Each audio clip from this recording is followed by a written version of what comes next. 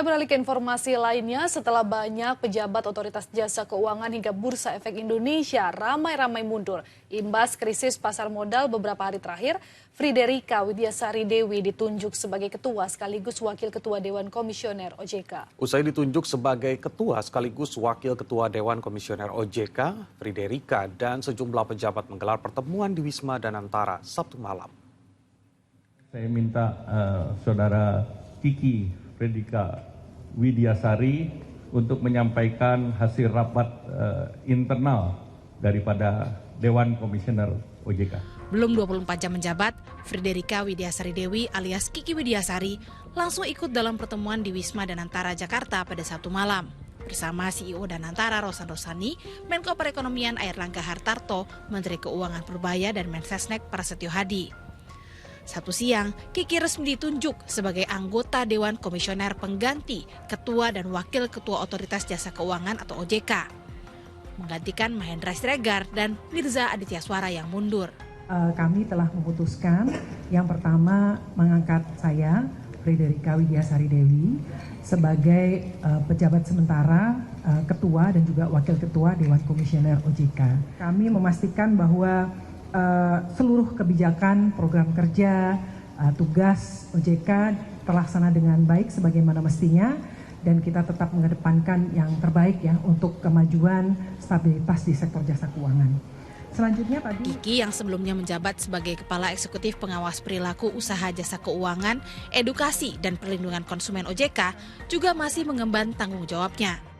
Selain Kiki, Hasan Fauzi yang sebelumnya menjabat Kepala Eksekutif Pengawas Inovasi Teknologi Sektor Keuangan, Aset Keuangan Digital dan Aset Kripto OJK juga kini ditunjuk menjadi pejabat sementara Kepala Eksekutif Pengawas Pasar Modal, Keuangan Derivatif dan Bursa Karbon yang ditinggal mundur Inarno Jayadi setelah krisis pasar modal dan indeks harga saham gabungan atau IHSG yang anjlok.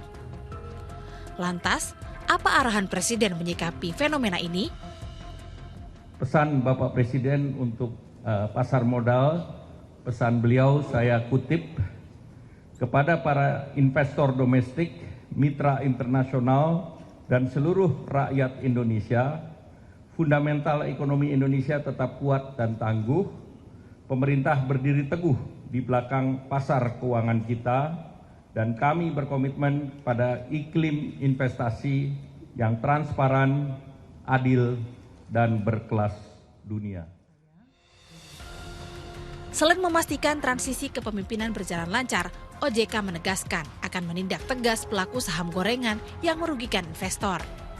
Sementara itu, meski IHSG sempat anjlok 2 hari berturut-turut, Menteri Keuangan Purbaya tetap optimistis pekan depan gejolak IHSG akan mereda. Purbaya juga tetap berharap pertumbuhan ekonomi Indonesia bisa mencapai 6%. Gak mungkin kebakaran ya Pak hari Senin? Kalau peluang, kemungkinan selalu ada, cuman berapa peluangnya? Saya pikir peluangnya kecil, fondasi bagus, kinerja respon kebijakan dari bursa maupun OJK cepat, nggak ada kekacauan, harusnya ini akan merupakan modal yang kuat sekali untuk tumbuh lebih kencang. Tahun ini 6? Tahun ini, kalau di APBN kan 5,4, saya akan dorong ke 6. Kalau dapat 6, saya akan minta hadiah ke Presiden. Pemerintah berjanji akan terus menjaga stabilitas pasar keuangan dan iklim investasi nasional di tengah kondisi pasar yang bergejolak. Selain menindak pelaku saham gorengan dan manipulasi harga, identitas pemilik akhir saham juga akan dibuka lebih transparan dan mewajibkan perusahaan melepas saham ke publik alias free float minimal 15% untuk meningkatkan likuiditas pasar dan menjamin operasi pasar modal terus berjalan, meski ada pergantian pejabat OJK dan Bursa Efek Indonesia. Auriga Agustina dan Novisal melaporkan dari Jakarta.